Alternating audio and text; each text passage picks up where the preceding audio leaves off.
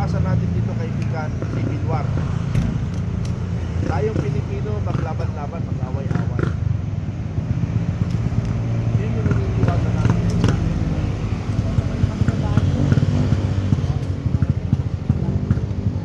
Ito ay opinion ng isang Pilipino na nagmamahal sa bayan.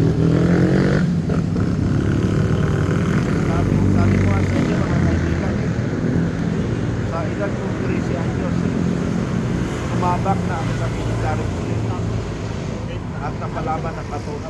Lagi kong inuulit ito sa inyo mga kasamahan, para makita nyo kung ano ang ko na magsalita sa tungkol sa ating bansa. I'm now 65, going to 60. Tagal naman yun.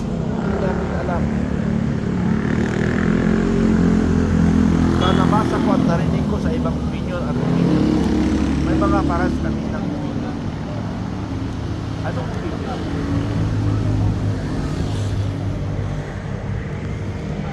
Na para bang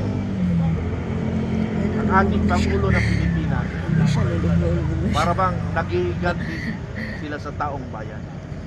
Dahil yung panahon nila, panahon ng kanyang ama,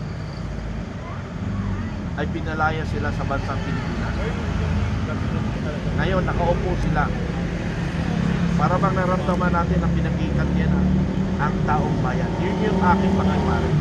Hindi ko alam kung sa ibang mga kababayan natin. Hindi natin alam kung kababayan natin